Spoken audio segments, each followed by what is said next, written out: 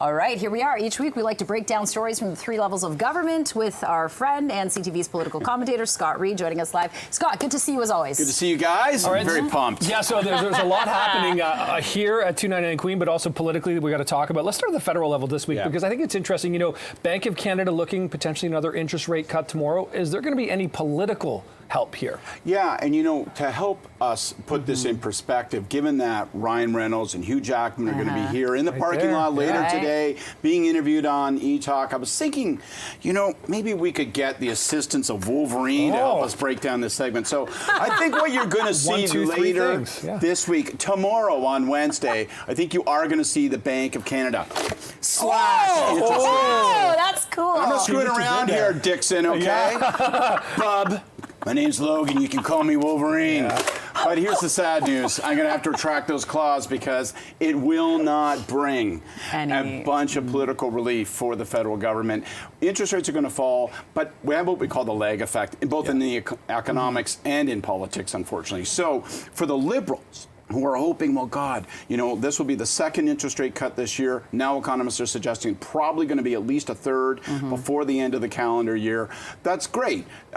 But it takes a long time before people, A, feel the effect of those cuts, B, actually believe that those cuts mean that they can feel more confident in their spending, in their attitude, and C, before that starts to bleed into their views and their perceptions of their political leaders. Right now, the federal government is carrying around the carbon tax and a weak economy and high interest rates, and they're going to have to drag that stone for at least another year, even if interest rates continue to tumble. Yeah, I mean, 25 basis points effectively did really nothing, especially real estate-wise. It didn't move the market at all. No, so, and it's...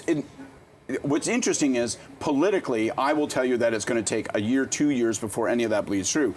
Economists will tell you, well, there's at least a psychological effect in the housing market. So we'll have to wait and see how things go. Yeah, definitely. Okay, let's talk provincially. We know today's big news, the LCBO, back open for business. After more than 2 Better not take that in the store. I use these to pop my beer cans open with. Snicked. There we go. That's a good strategy. 3 spouts pouring out. Okay, and Scott, you know, we got to ask, is this a big win for Premier Doug Ford, given that ready-to-drinks are, you know, still going into convenience stores? Well, I think the interesting thing about this labor dispute was that it was not about traditional labor issues. It wasn't really about terms like payment, hours, pension benefits, all that kind of stuff. It was really the union saying, we would like you to reverse a fundamental core government policy.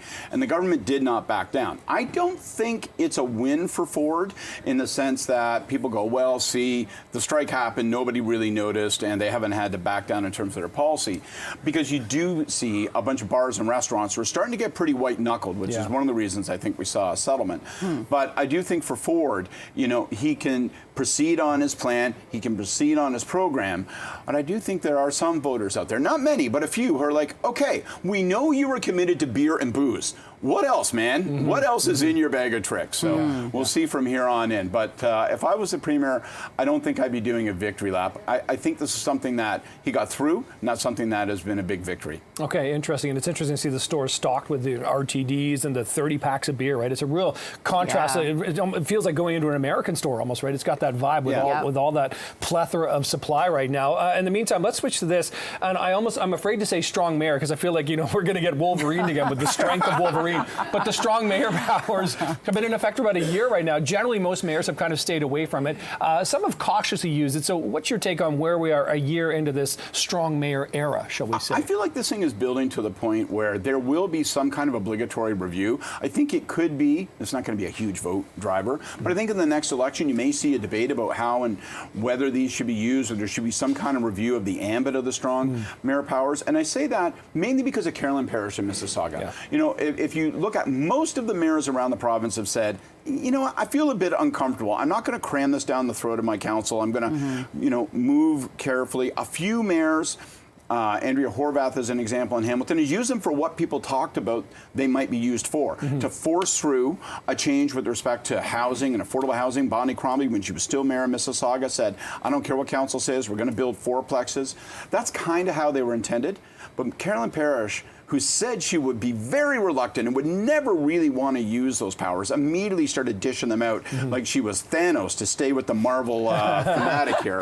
And, you know, fires the chief administrative officer of the municipality, says that she'll use them again in other ways. And I think what you see there is people are going, well, hang on, this is uncomfortable. Because now what you're doing is you're firing the neutral bureaucratic leadership in a municipality. These are the people who are charged with the responsibility to look a mayor and the council in the eye and say, sorry, you're wrong. This isn't in the best interest of the municipality.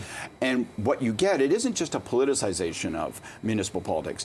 It is a personalization that an individual mayor can say, I'm going to handpick who runs the city. That way there's no barriers, no challenge, no contest, in my opinion. And I'm just going to put whoever I want and whatever I want in place. And that becomes uncomfortable when you take a look at how much money sloshes around through contracts. Yeah, I think a lot of people looked at it as more as being a bylaw kind of a thing rather than a personnel kind of a thing. I think we overlooked the personnel side and really focused more on the bylaw side, didn't we? I think you put your claw right on it, my friend. And, you know, because people didn't think about that. And that is one of those areas where I think eventually people say, well, maybe we need to just kind of, close the loophole, cut this a little bit differently because it's not intended to be able to fire and hire people at will. Wow. Okay. Very interesting stuff. As always, we appreciate your analysis. Okay. And the Wolverine reenactments. Scott Reid, I can't AKA wait. Wolverine. I am a little like Wolverine, don't you think? I think I'm very Canadian. much. Yes. I'm tough. Yeah. You know, I don't Exactly. take any Fierce. crap. Yeah. Can you sing though? I can sing, but I'm not going to do that now. I'm going to wait till. I'm going to hope they'll invite me on the bandstand. I think it's that's the coming showman. any second now. Scott, appreciate it. Yeah. See you, brother. Thanks so much. Shake the paw. See ya. Shake the paw. Okay.